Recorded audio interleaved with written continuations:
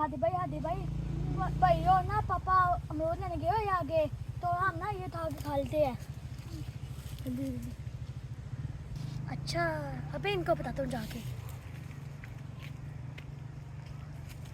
रुको, ये क्या कर रहे हो? अमरूद खा रहे हैं। ये चोरी के अमरूद है, ऐसे चोरी हो जाती है, ऐसे नहीं खाते। या तो अपने खाते हैं या भाई से पूछ के खाते हैं। इसको जहाँ तक है वहाँ पे वापस रख दो, इसको नहीं खाते। ऐसी बुरी बात होती है, दोबारा ऐसे चोरी नहीं करनी। रख दे, शाबाश। दोबारा नहीं ऐसे खाने, ठीक है जी।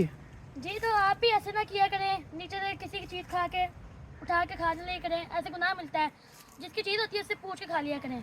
इजाजत लेना जरूरी है। जी, इजाजत लेना जरूरी है। इजाजत के बगैर कोई चीज नहीं खानी चाहिए। जी बिल्कुल। चाहे बाग जितना मर्जी भरा हो, इजाजत के बगैर कोई चीज नहीं खानी चाहिए। जी बिल्कुल।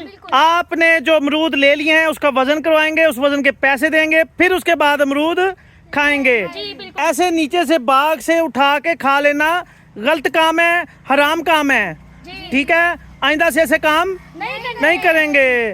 और दूसरों को भी यही बताना है कि ऐसा काम नहीं करना। ठीक है, जी। अब याद रहेगा। इंशाअल्लाह पाकिस्तान